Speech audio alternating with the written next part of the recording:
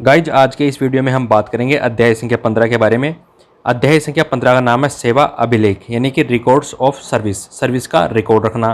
ठीक है, और इसमें हम पढ़ेंगे नियम संख्या 159 से लेके 164 तक।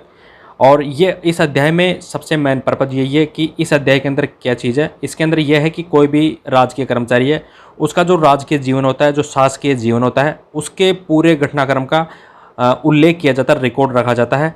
तो हम पूरी डिटेल पढ़ेंगे कि किन किन कर्मचारियों का रिकॉर्ड रखा जाता है, कैसे रखा जाता है, और इसमें रिकॉर्ड के अंदर क्या क्या रखा जाता है, रिकॉर्ड कौन बनाता है, और किस प्रकार से कर्मचारी उस रिकॉर्ड को देख सकता है। तो कई सारी चीज़ें हम पढ़ेंगे।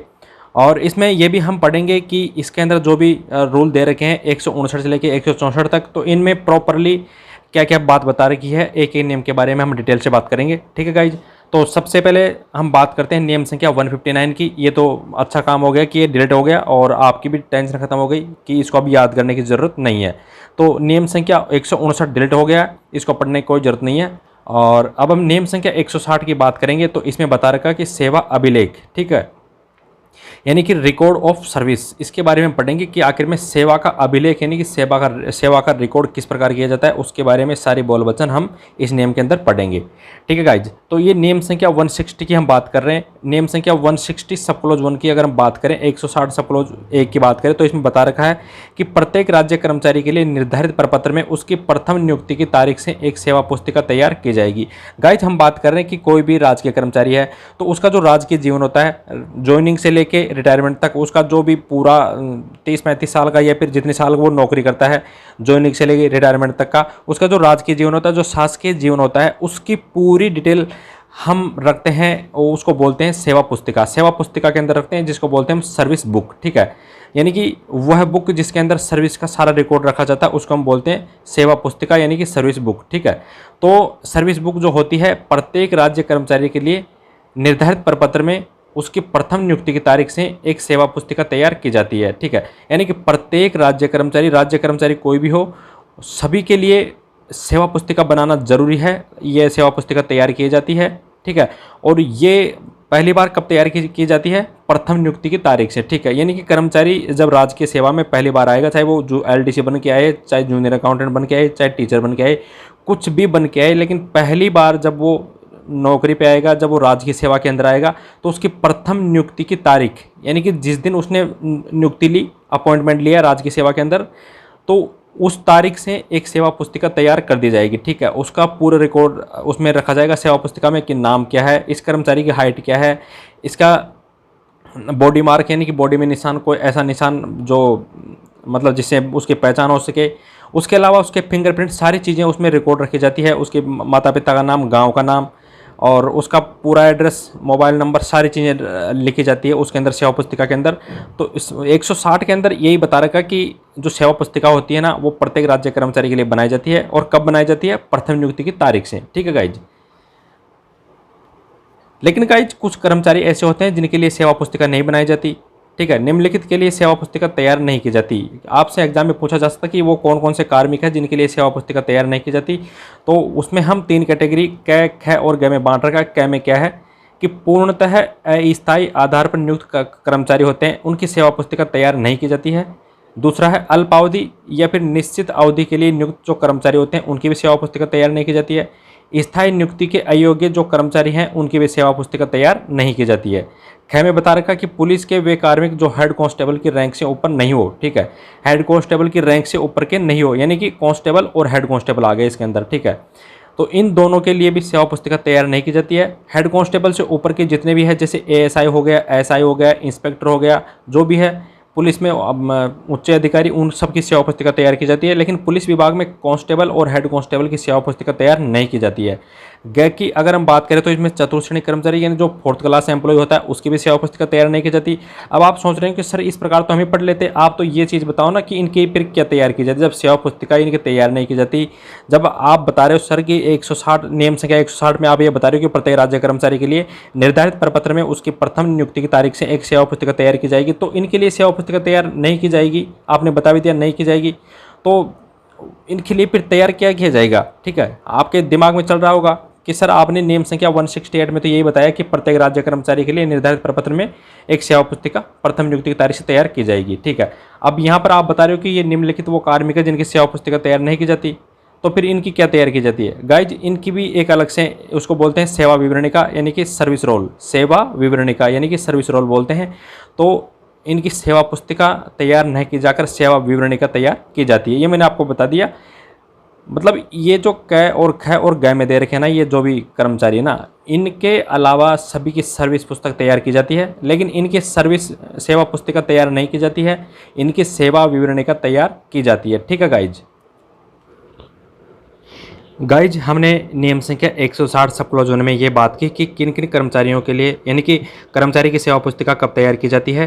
ठीक है, और उसके बाद में हमने ये भी पढ़ा कि किन किन कर्मचारियों की सेवा पुस्तिका तैयार नहीं की जाती, वो भी हमने पढ़ लिया। अब नियम संख्या 160 सब क्लॉज 2 में ये पढ़ेंगे कि जो सेवा पुस्तिका होती है, ठीक है, उसको मतलब किसकी अभिरक्षा में रखा जाएगा, किसकी सुरक्षा में रखा जाएगा, ठीक है, और उस सेवा पुस्तिकाओं को कहाँ कहाँ उसको स्थानांतरित किया जाएगा। इसमें ये बता रखा है नियम संख्या 160 सब क्लॉज 2 में कि जो सेवा पुस्तिका है ना, जहाँ कर्मचारी कार्यरत है उस विभाग के विभागाध्यक्ष यानी कि हेड ऑफ द डिपार्टमेंट या फिर कार्यालयाध्यक्ष यानी कि हेड ऑफ द ऑफिस की अभिरक्षा में रखी जाएगी तथा कर्मचारी के स्थानांतरण पर हर बार सेवा पुस्तिका भी नए कार्यालय को स्थानांतरित की जाएगी। ठीक है गाइज, इसमें यह बता रखा कि जो सेवा पुस्तिका होती है, जहाँ पर कर्मचारी कार्यरत होता है, जहाँ पर कर्मचारी नौकरी करता है, वहाँ पर उसकी सेवा पुस्तिका रखी जाएगी। ठीक है, और वहाँ उस विभाग का जो विभागाध्यक्ष है या फिर कार्यालयाध्यक्ष है तो उसकी अभिरक्षा में सेवा पुस्तिका रखी जाएगी। ठीक है, तथा कर्मचारी के स्थानांतरण पर हर बार सेवा पुस्तिका भी नए कार्यालय को स्थानांतरित की जाएगी। मान लो आप जूनियर अकाउंटेंट हो, आपकी जो नियुक्ति है वो पीएचडी में हो गई, यहाँ पर आपकी सेवा पुस्तिका तैयार कर ली जाएगी। और मान लो पीएचडी से अगर आपका ट्रांसफर आरएसआरडीसी के अंदर हो गया, ये भी एक ऑफिस है इसके अंदर हो गया, तो आपकी सेवा पुस्तिका यहाँ से यहाँ पर ट्रांसफर कर दी जाएगी।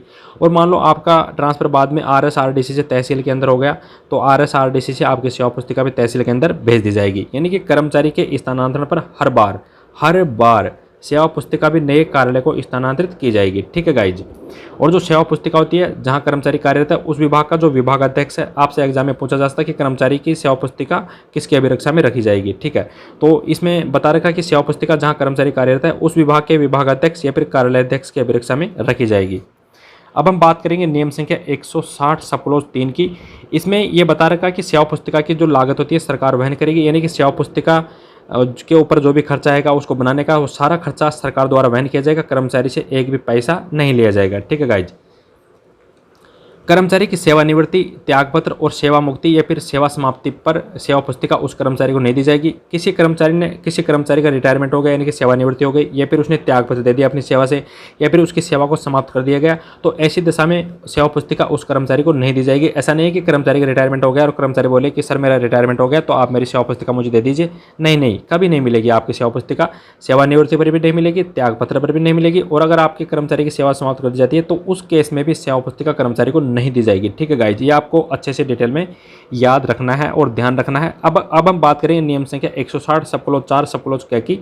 तो इसमें बता रखा यदि कर्मचारी द्वारा आवेदन किया जाए, ठीक है, तो एचओडी या फिर हेड ऑफ द ऑफिस यानी कि कार्यालयाध्यक्ष सेवा पुस्तिका की डुप्लीकेट कॉपी कर्मचारी को उपलब्ध करा सकेंगे। ठीक है, मान लो आप जूनियर अकाउंटेंट बन गए और आपकी सेवा पुस्तिका तैयार हो चुकी है और आपको चाहिए उस सेवा पुस्तिका की डुप्लीकेट कॉपी। ठीक है, तो आपको आवेदन करना पड़ेगा किसको? हेड ऑफ द डिपार्टमेंट यानी कि विभागाध्यक्ष या फिर हेड ऑफ द ऑफिस यानी कि कार्यालयाध्यक्ष को। ठीक है, तो उसके बाद में क्या होगा, जो सेवा पुस्तिका आपकी उसकी डुप्लीकेट कॉपी आपको उपलब्ध करा दी जाएगी। ठीक है गाइज, कोई दिक्कत नहीं है, आपको दे दिया जाएगा, लेकिन उसकी डुप्लीकेट आपको मिल जाएगी, ओरिजिनल कॉपी नहीं मिलेगी।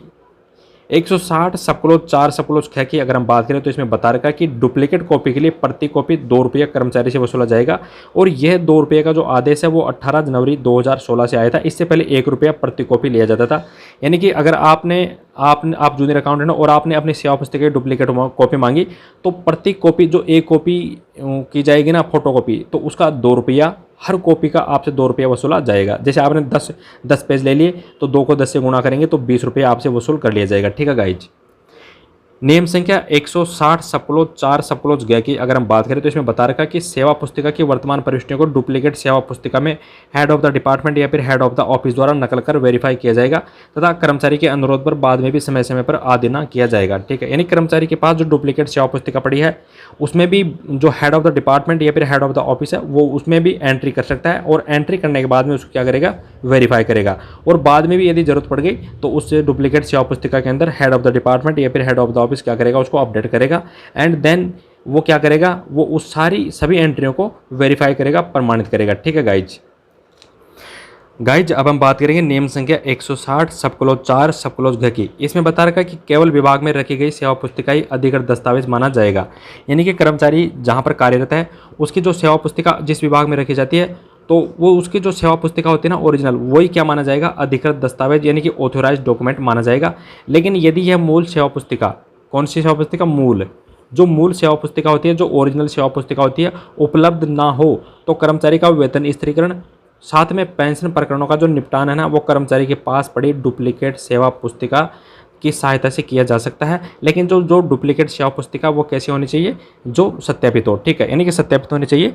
मान लो आप जूनियर अकाउंटेंट बन गए और आप किसी विभाग में कार्यरत हो और आपकी मान लो ओरिजिनल सेवा पुस्तिका अगर मिस हो जाती है, गुम हो जाती है और आपके पास यदि डुप्लीकेट कॉपी पड़ी है जो कि सत्यापित है तो उसके आधार पर आपका वेतन स्थिरीकरण और पेंशन प्रकरण का निपटान किया जा सकता है। ठीक है गाइज, ये सरकार ने सुविधा दे रखी है। यदि डुप्लीकेट सत्यापित सेवा पुस्तिका के आधार पर वेतन स्थिरीकरण आपका कर दिया जाए या फिर पेंशन का भुगतान ज़्यादा हो जाए तो कर्मचारी से पहले ही इस आशय का शपथ पत्र ले लिया जाएगा। ठीक है, यानी कि अगर मान लो आपकी ओरिजिनल सेवा पुस्तिका तो मिस हो गई और आपका वेतन स्थिरीकरण प्लस में पेंशन प्रकरणों का निपटान कैसे किया गया, आपके पास जो डुप्लीकेट सेवा पुस्तिका पड़ी है जो कि सत्यापित है उसके आधार पर आपका वेतन स्थिरीकरण और आपका पेंशन प्रकरणों का निपटान कर दिया। ठीक है, लेकिन इस प्रकरण में, इस मामले में, इस दिशा में यदि आपको मान लो ज़्यादा वेतन मिल जाए या फिर पेंशन का ज़्यादा भुगतान हो जाए तो आपसे पहले ही इस चीज़ का अंडरटेकिंग ले लिया जाएगा, शपथ पत्र ले लिया जाएगा कि कर्मचारी जी आप इसमें ये भरो कि अगर मेरी डुप्लीकेट सेवा पुस्तिका के कारण मेरा वेतन स्थिरीकरण और पेंशन का भुगतान ज़्यादा मुझे हो जाता है तो मैं वापस बाद में रिफंड कर दूंगा। ठीक है, तो इस चीज़ का उससे पहले से शपथ पत्र भरवा लिया जाता है। तो गाइज ये हमने बात की नियम संख्या 160 सब क्लोज 4 सब क्लोज ग की। आई होप यहाँ तक आपको ये वीडियो समझ में आया होगा। गाइज अब हम बात करेंगे नियम संख्या 161 की। सबसे पहले हम बात करेंगे इसको, नियम संख्या 161 को कई सारे सब क्लॉज में बांट रखा है। तो पहला है 161 सब क्लॉज 1। तो इसमें यह बता रखा है कि कर्मचारी के राजकीय जीवन की प्रत्येक घटना को उसकी सेवा पुस्तिका में अनिवार्य रूप से रिकॉर्ड किया जाएगा और हेड ऑफ द ऑफिस यानी कि कार्यालय अध्यक्ष उस प्रविष्टि का सत्यापन करेगा। मैंने आपको शुरुआत में यही बताया था कि कर्मचारी का जो राजकीय जीवन होता है उसकी प्रत्येक घटना को उसकी सेवा पुस्तिका में अनिवार्य रूप से लिखा जाएगा। ठीक है, और उस लिखने के बाद में जो एंट्री की जाएगी वो हेड ऑफ द ऑफिस यानी कार्यालय अध्यक्ष उस एंट्री को, उस प्रविष्टि को सत्यापित करेगा। ठीक है, यानी कर्मचारी के जीवन में अब आप सोच रहे हैं कि कौन सी घटना हो जाती है। घटना जैसे मान लो कर्मचारी का प्रमोशन हो गया या फिर कर्मचारी का डिमोशन हो गया, कर्मचारी के बच्चे हुए हैं तो उनका भी सारा रिकॉर्ड रखा जाएगा। तो कई सारी और भी चीज़ें होती है, जैसे कर्मचारी ने हायर एजुकेशन में कोई डिग्री ली, कर्मचारी डेपुटेशन पर कहाँ गया, रिवर्स डेपुटेशन में, कि सारा जो भी उसकी जो बोल बचना होती है राजकीय जीवन की, वो कर्मचारी की जो सेवा पुस्तिका होती है, सर्विस बुक होती है, उसके अंदर अनिवार्य रूप से रिकॉर्ड किया जाता है। और रिकॉर्ड करने के बाद में जो हेड ऑफ द ऑफिस यानी कि जो कार्यालय अध्यक्ष होता है उस प्रत्येक प्रविष्टि का क्या करेगा, सत्यापन करेगा। ठीक है, अब मैंने नोट लगा के एक चीज़ ये बता रही कि यदि कर्मचारी स्वयं ही कार्यालय अध्यक्ष हो तो उसकी फिर सेवा पुस्तिका में जो एंट्रियाँ होती है उसका सत्यापन कौन करेगा। यहाँ तो हम बात कर रहे हैं कि कर्मचारी के जो प्रत्येक जीवन की घटना को उसकी सेवा पुस्तिका में रिकॉर्ड किया जाएगा एंड देन जो हेड ऑफ द ऑफिस होता है, जो कार्यालय अध्यक्ष होता है, उन प्रविष्टियों क्या करेगा, वेरीफाई करेगा। अब मान लो खुद कर्मचारी ही अगर कार्यालय अध्यक्ष हो तो उसकी सेवा पुस्तिका में भी उसके जीवन की प्रत्येक घटना को रिकॉर्ड किया जाएगा। ठीक है, तो रिकॉर्ड करने के बाद में फिर कार्यालय अध्यक्ष की जो एंट्री, जो सर्विस बुक में जो एंट्रियाँ की गई उसका वेरिफिकेशन कौन करेगा। तो यह सत्यापन उसका जो उच्चाधिकारी होता है, जो हायर अथॉरिटी होता है, वो करेगा। ठीक है गाइज, ये मैंने आपको बता दिया कार्यालय अध्यक्ष के बारे में भी। कार्यालय अध्यक्ष सेवा पुस्तिका की सभी प्रविष्टियों को स्वच्छतापूर्वक करवाकर स्वयं के हस्ताक्षरों से इन प्रविष्टियों को प्रमाणित करेगा। यानी कि जो हेड ऑफ द ऑफिस होता है, जो कार्यालय अध्यक्ष होता है, वो सेवा पुस्तिका में जितनी भी एंट्रियाँ होगी उनको साफ सुथरे तरीके से करेगा और उसके बाद में वो खुद हस्ताक्षर करेगा और प्रविष्टियों क्या करेगा, प्रमाणित करेगा, वेरीफाई करेगा। ठीक है गाइज, किसी भी प्रविष्टि में कांट छांट एवं ऊपरी लेखन यानी कि ओवरराइटिंग नहीं होना चाहिए तथा गलत प्रविष्टि होने पर उसे काट देना चाहिए और उसके स्थान पर सही प्रविष्टि की जानी चाहिए और वो बाद में उसका सत्यापन किया जाना चाहिए। यानी कि कोई भी अगर एंट्री की जाए सेवा पुस्तिका के अंदर, तो हेड ऑफ द ऑफिस क्या करे कि उसको साफ सफाई से बढ़िया एंट्री करे, कोई भी कटिंग ओवर राइटिंग ना करे। अगर कटिंग ओवर राइटिंग हो जाती है तो उसको काट देना चाहिए और उसके स्थान पर नई प्रविष्टि करके उसको वेरीफाई कर देना चाहिए। ठीक है गाइज अब हम बात करेंगे नियम संख्या 161 सब क्लॉज 2 की। इसमें बता रखा है कि सेवा से निलंबन, किसी कर्मचारी का सेवा से निलंबन हो गया, ठीक है, या फिर उसकी सेवा भंग हो गई, सेवा में अवरोध हो गया, तो इन सभी चीज़ों का पूर्ण विवरण सहित सेवा पुस्तिका में प्रविष्टि की जाएगी और जो कॉम्पिटेंट अथॉरिटी होता है, जो सक्षम प्राधिकारी होता है, उन्हें बाद में क्या करेगा, वेरीफाई करेगा। यानी कर्मचारी का निलंबन हुआ तो क्यों हुआ, सेवा भंग उसकी सेवा में इंटरप्शन व्यवधान आया तो कैसे आया, सेवा में अवरोध इंटरप्शन हो गया ये, ठीक है। तो इन चीज़ों के अगर ये चीज़ें हो जाती है कर्मचारी के राज के जीवन में, तो वो उसका पूरा विवरण सर्विस पुस्तिका में उसके बारे में एंट्री की जाएगी और उसके बाद में जो प्रविष्टियाँ की जाएगी उनको कॉम्पिटेंट अथॉरिटी यानी कि सक्षम प्राधिकारी उन्हें वेरीफाई कर देगा, अपने साइन करेंगे। ठीक है गाइज। लेकिन यदि कर्मचारी बाद में पुनः बहाली के आदेशों को कर्मचारी की सेवा पुस्तिका में प्रविष्टि करते हुए यह अंकित किया जाएगा कि निलंबन अवधि को इंक्रीमेंट, लीव, पेंशन आदि के लिए गणनीय माना जाएगा या नहीं। ठीक है, यहाँ पर कर्मचारी निलंबित हो गया तो उसकी सारी एंट्री हमने उसकी सेवा पुस्तिका में कर दी। अब मान लो कर्मचारी निलंबन के बाद में वापस अपनी सेवा में आ जाता है, तो पुनः बहाली यानी कि वो वापस सेवा के अंदर आ गया, तो कर्मचारी की पुनः बहाली पर जो बहाली के जो आदेश किए गए हैं उनको कर्मचारी की सेवा पुस्तिका में प्रविष्टि करते हुए यह अंकित किया जाएगा कि निलंबन अवधि को इंक्रीमेंट, लीव, पेंशन आदि के लिए गणनीय माना जाएगा या नहीं। यानी कर्मचारी निलंबित हो गया, सस्पेंड हो गया, उसके बाद में वो सेवा के अंदर आ गया, मान लो 2 साल तक निलंबित रहा और 2 साल के बाद में वापस सेवा में आ गया, तो सर्विस बुक में यह भी लिखा जाएगा कि जो 2 साल की जो अवधि है उस अवधि का प्रभाव इंक्रीमेंट यानी कि वेतन वृद्धि पर पड़ेगा या नहीं पड़ेगा, लीव यानी कि उस अवधि का अवकाश मिलेगा या नहीं मिलेगा, और उस अवधि को पेंशन की अवधि में गिना जाएगा या नहीं गिना जाएगा, उसका भी सारा रिकॉर्ड कर्मचारी की सेवा पुस्तिका में लिखा जाएगा। ठीक है गाइज। किसी कर्मचारी को निम्न पद पर पदोन्नत किया जाता है तो पदोन्नति के कारणों को सेवा पुस्तिका में अंकित करना पड़ेगा। मान लो जैसे कोई डबल सेकंड है, ठीक है, उसको पदोन्नति यानी कि डिमोशन कर दिया गया और उसको वापस क्या कर दिया, जूनियर अकाउंटेंट बना दिया गया। ठीक है, तो इस दशा में उसको पदोन्नति यानी कि डिमोशन क्यों किया गया, तो उसके कारणों को भी सेवा पुस्तिका में लिखना पड़ेगा, उस कर्मचारी की सेवा पुस्तिका में। दंड के रूप में इंक्रीमेंट रोके जाने पर इन आदेशों का वर्णन भी सेवा पुस्तिका में करना पड़ेगा। ठीक है, मान लो कोई कर्मचारी है, उसको पेनल्टी यानी कि दंड के रूप में उसका इंक्रीमेंट रोक दिया कि उसका कर्मचारी का इंक्रीमेंट मतलब रोकने का आदेश आ गया। ठीक है, तो जो रोके जाने के जो आदेश आए उन आदेशों को भी कर्मचारी की सेवा पुस्तिका में रिकॉर्ड करना पड़ेगा। अब हम बात करेंगे नियम संख्या 161 सब क्लॉज 3 सब क्लॉज क की। इसमें बता रखा कि सेवा पुस्तिका या फिर जो सेवा विवरणिका होती है, जो सर्विस रोल होती है, इनमें कर्मचारी की DOB यानी कि डेट ऑफ बर्थ अंकों तथा शब्दों दोनों में अनिवार्य रूप से लिखी जाएगी। ये है नियम संख्या 161 सब क्लॉज 3 सब क्लॉज क में बता रखा कि कर्मचारी कोई भी हो, ठीक है, कोई भी हो, तो सेवा पुस्तिका वाले जो कर्मचारी है उनकी DOB सेवा पुस्तिका में लिखी जाएगी और जिन कर्मचारियों की सेवा विवरणिका तैयार की जाती है यानी कि सर्विस रोल तैयार की जाती है, उनकी DOB भी सर्विस रोल के अंदर अंकों तथा शब्दों दोनों में अनिवार्य रूप से लिखी जाएगी। ठीक है, यानी कि किसी की मान लो 7 जून 1992 जन्म दिनांक है, तो अंकों में इस प्रकार लिख दिया जाएगा और शब्दों के अंदर इस प्रकार लिख दिया जाएगा 7 जून 1992 जो भी है। ठीक है गाइज। अब हम बात करेंगे नियम संख्या 161 सब क्लॉज 3 सब क्लॉज ख की। इसमें बता रखा कि किसी पद या फिर कैडर में कर्मचारी के फिक्सेशन की तिथि का इस बारे में जारी सक्षम आदेशों के संदर्भ सहित सेवा पुस्तिका में अंकन किया जाएगा।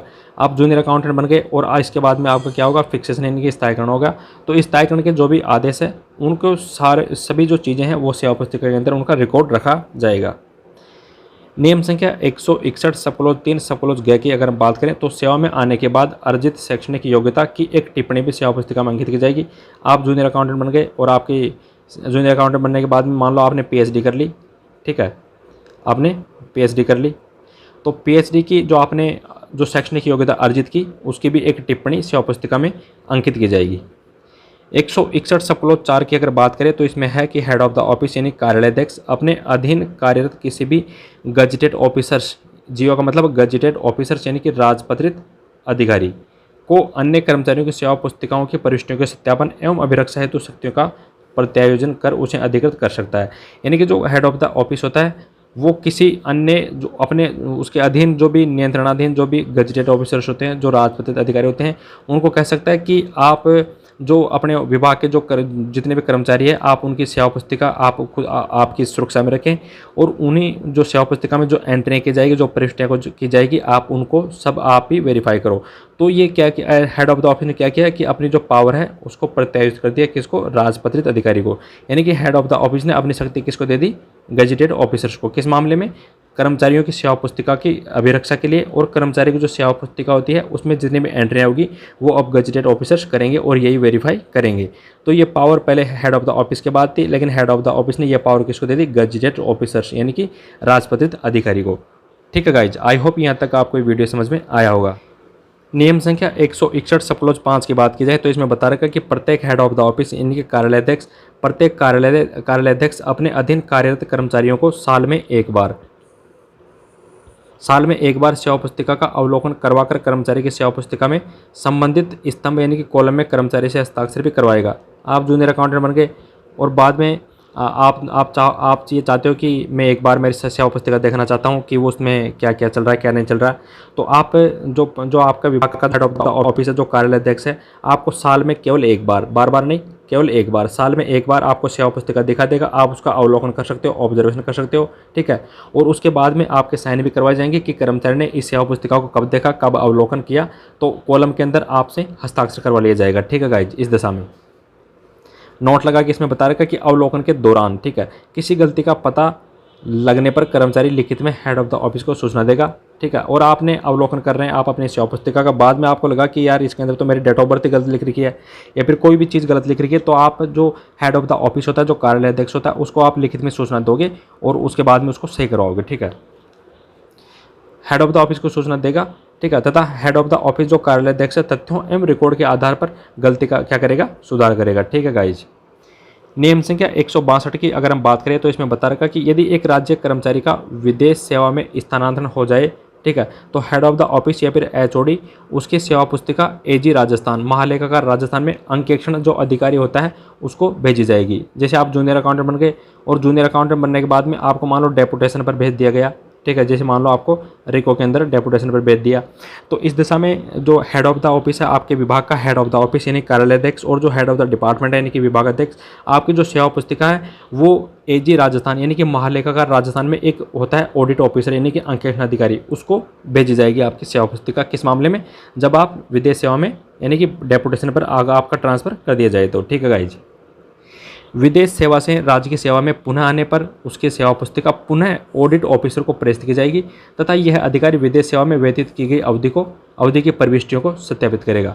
जैसे आप जूनियर अकाउंटेंट थे, अपने विभाग से आप रिको के अंदर यानी कि विदेशी सेवा में प्रतिनियुक्ति पर चले गए, तो उस दिशा में आपका जो हेड ऑफ द ऑफिस या हेड ऑफ द डिपार्टमेंट है वो आपकी सेवा पुस्तिका को किसको भेजेगा, एजी राजस्थान के ऑडिट ऑफिसर को। अब आप रिको के अंदर आपकी डेपुटेशन जो प्रतिनियुक्ति की अवधि वो पूरी हो गई, उसके बाद में आप वापस अपने विभाग में आ गए, तो उस दिशा में भी वापस जो ऑडिट एजी राजस्थान का जो अंकेक्षण अधिकारी जो ऑडिट ऑफिसर उसको वापस आपकी सेवा पुस्तिका भेजी जाएगी। और जो ऑडिट ऑफिसर होता है, जो अंकेक्षण अधिकारी होता है, वो आपके द्वारा वैदेशिक सेवा के अंदर यानी कि प्रतिनियुक्ति की सेवा के अंदर आपके द्वारा जो समय बिताया गया उसकी सारी एंट्रियाँ उसके द्वारा की जाएगी। ठीक है गाइज, और उसके बाद में वो वेरीफाई भी करेगा। नोट लगा के मैंने एक चीज़ बता रही कि यह कार्य ऑडिट ऑफिसर के अलावा कोई अन्य नहीं कर सकता। जो वैदेशिक सेवा का मामला आ जाए ना, जैसे आप वैदेशिक सेवा के अंदर गए तो उसमें क्या होगा कि हेड ऑफ द ऑफिस जो हेड ऑफ द डिपार्टमेंट होता है वो क्या करेगा, एजी राजस्थान यानी कि ऑडिट ऑफिसर को आपकी क्या कर देगा, सेवा पुस्तिका भेज देगा। और आप वापस वैदेशिक सेवा में आपकी अवधि पूरी हो गई और वापस आप अपने पैतृक विभाग में आ गए, तो उस दिशा में भी वापस यह हेड ऑफ द ऑफिस या फिर एचओडी क्या करेगा, आपकी सेवा पुस्तिका ऑडिट ऑफिसर को भेज देगा। और जो ऑडिट ऑफिसर होता है वो आपकी सेवा पुस्तिका के अंदर एंट्रियाँ करेगा कि कर्मचारी के जो प्रतिनियुक्ति काल था उसके जो भी सारी रिकॉर्ड है प्रतिनियुक्ति काल का, वो सारा रिकॉर्ड कौन वेरीफाई करेगा, ऑडिट ऑफिसर यानी कि अंकेक्षण अधिकारी। तो यह कार्य ऑडिट ऑफिसर के अलावा कोई नहीं कर सकता। सिर्फ प्रतिनियुक्ति का मामला बता रहा हूँ मैं, प्रतिनियुक्ति में कर्मचारी आता है और जाता है, तो उन दोनों मामलों में कर्मचारी और जो ऑडिट ऑफिसर होता है वो कर्मचारी की सेवा पुस्तिका में एंट्रियाँ करेगा और उसके अलावा कोई दूसरा नहीं करेगा। ऐसा नहीं है कि हेड ऑफ द ऑफिस खुद कर रहा है या फिर हेड ऑफ द डिपार्टमेंट खुद कर रहा है। इस मामले में प्रतिनियुक्ति के मामले में केवल ऑडिट ऑफिसर ही कर्मचारी की सेवा पुस्तिका को सत्यापित करेगा और उसके अलावा कोई दूसरा नहीं करेगा। नियम संख्या 163 की अगर हम बात करें तो इसमें बता रखा कि एक राज्य कर्मचारी जैसे ही सेवा के 25 वर्ष पूर्ण कर ले तो हेड ऑफ द ऑफिस यानी कार्यालयाध्यक्ष द्वारा मुख्य पेंशन अधिकारी से परामर्श कर कर्मचारी की सेवा का सत्यापन, साथ में पेंशन योग्य सेवा अवधि का निश्चय करेगा और इस प्रकार निश्चित की गई यह सूचना मुख्य पेंशन अधिकारी को प्रेषित की जाएगी। किसी भी कर्मचारी की यदि 25 वर्ष की सेवा पूरी हो गई है तो बाद में 25 वर्ष की सेवा पूरी करने के बाद में क्या होता है कि जो हेड ऑफ द ऑफिस होता है, जो कार्यालयाध्यक्ष होता है, वो मुख्य पेंशन अधिकारी जो होता है ना, उससे परामर्श करेगा, एडवाइस लेगा और जो कर्मचारी की जो सेवा है ना उसका क्या करेगा, सत्यापन करेगा। ठीक है, ये केवल मुख्य पेंशन अधिकारी से सलाह लेगा हेड ऑफ द ऑफिस, बाकी सत्यापन तो हेड ऑफ द ऑफिस ही करेगा और सलाह मुख्य पेंशन अधिकारी से लेगा। ठीक है, और जो पेंशन योग्य जो सेवावधि है उसका भी निश्चय करेगा, कौन करेगा, हेड ऑफ द ऑफिस। और इस प्रकार निश्चित की गई ये सूचना हेड ऑफ द ऑफिस किसको भेजेगा, मुख्य पेंशन अधिकारी को भेज देगा। ठीक है, नोट, यह सत्यापन राज्य कर्मचारी के सेवानिवृत्त होने पर उसके सेवा काल में किए जाने वाले सत्यापन के अधीन होगा। ठीक है गाइज, नियम संख्या 164 की अगर हम बात करें तो इसमें बता रखा है 164 को 164 सपोलोज 1 में बांट रखा है। इसमें बता रखा है कि कांस्टेबल तथा हेड कांस्टेबल के संबंध में जो डीएसपी होता है, जो जिला पुलिस अधीक्षक होता है, वो क्या करेगा, सेवा विवरणी का यानी कि सर्विस रोल रखेंगे। ठीक है, अब इसमें बता रखा कि पूर्णतः अस्थायी यानी कि पूरी तरह से अस्थायी या फिर कार्यवाहक रूप से अल्पावधि के लिए नियुक्त जो भी व्यक्ति है या फिर स्थायी नियुक्ति के अयोग्य व्यक्ति होता है, उनको छोड़कर इनके अलावा जो बाकी जो है ना वो सबकी सर्विस रोल कौन तैयार करेगा, डीएसपी। ठीक है गाइज, डीएसपी का मतलब है जिला पुलिस अधीक्षक। तो कांस्टेबल और हेड कांस्टेबल के संबंध में सर्विस रोल डीएसपी बनाएगा, इनके मामले में नहीं बनाएगा सर्विस रोल। जो मैंने आपको बता दिया कि जैसे मान लो कोई पूर्णतः अस्थायी या फिर कार्यवाहक रूप से पूरी तरह से अस्थायी कोई कर्मचारी है या फिर कार्यवाहक रूप से, मतलब कार्यवाहक का मतलब होता है टेम्परेरी, अल्पावधि के लिए यानी कि कम समय के लिए नियुक्त जो व्यक्ति हुआ है उसको, और स्थायी नियुक्ति के अयोग्य कोई भी व्यक्ति स्थायी नियुक्ति के योग्य नहीं है तो उन सब व्यक्तियों को छोड़कर बाकी सबका ये डीएसपी क्या करेगा, सर्विस रोल तैयार करेगा। ठीक है, सर्विस रोल मैंने आपको बता दिया कि जिन कर्मचारियों की सेवा पुस्तिका नहीं तैयार नहीं की जाती उन सबकी सेवा विवरणी का यानी कि सर्विस रोल तैयार की जाती है। ठीक है गाइज, अब आपको ये जानना जरूरी है कि जो सेवा विवरणिका होती है, जो सर्विस रोल होती है, उसमें कौन कौन से विवरण लिखे जाते हैं। तो कर्मचारी की भर्ती की जो तारीख होती है, नियुक्ति की तारीख, वो उसमें लिखा जाएगा। उसका गांव, आयु, ऊंचाई, कर्मचारी की ऊंचाई और पहचान का निशान जो भी है सारा लिखा जाएगा।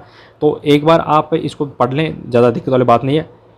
पद जिस पर वह समय समय पर रहा, पदोन्नतियाँ कब हुई, पदाउन्नतियाँ यानी कि डिमोशन कब हुआ, उसको दंड क्या क्या दिया गया, कर्तव्य से उसकी अनुपस्थित चाहे वो अवकाश पर रहा हो या फिर बिना अवकाश के। ठीक है, सेवा में अवरोध, इंटरप्शन इन सर्विस। ठीक है, और सेवा के दौरान घटित ऐसी घटना जिसके कारण उसकी सेवा का कोई पार्ट जब्त यानी कि फॉरफिट हुआ है तो पेंशन पर क्या प्रभाव रहा। तो ये सारी जो चीज़ें होती है वो सर्विस रोल के अंदर लिखी जाती है। ठीक है गाइज, अब हम बात करेंगे नियम संख्या 164 सब 2 की। इसमें बता रखा कि निम्न के लिए सेवा विवरणिका संधारित की जाएगी। ठीक है, किस किस के लिए, स्थायी, अस्थायी, कार्यवाहक कर्मचारी के लिए। कर्मचारी चाहे वो स्थायी हो, चाहे अस्थायी हो, चाहे कार्यवाहक हो। ठीक है, इनके लिए क्या की जाएगी, सेवा विवरणिका यानी कि सर्विस रोल तैयार की जाएगी।